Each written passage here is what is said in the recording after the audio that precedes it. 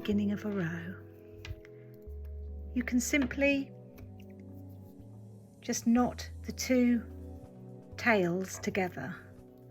So I'm going to work this first stitch in the new colour, lay the knitting down, and then just very carefully tie the old yarn, the cream, to the new yarn, the purple. That way this edge stitch here is not going to slip off the needle because it's been secured, the stitch has been secured nice and firmly on the needle by tying those two pieces of yarn together. So I'm going to continue now across the row.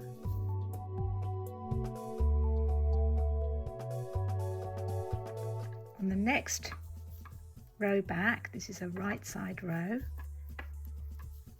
I'm going to carry the cream up the side of the work, and that is done very, very simply,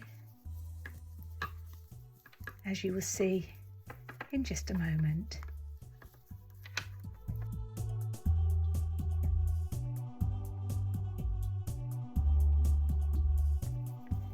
So what I do is on the very last stitch,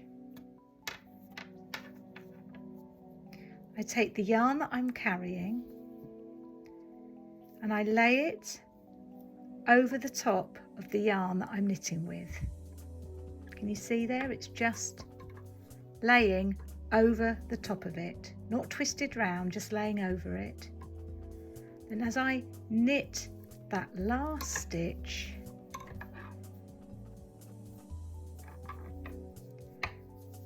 turn it around, you can see that it just carries it up the back of the work there, nice and neatly up on the very sort of edge of the work.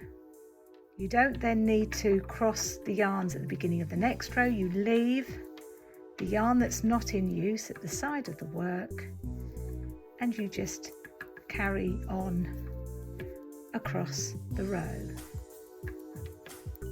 Now you do exactly the same at the end of a wrong side row.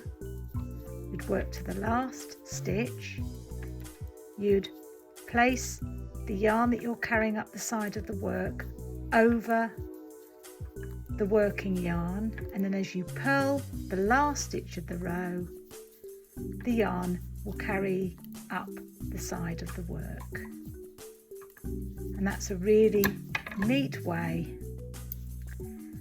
of carrying your yarns up the side of the work when you're instructed to do so in the pattern.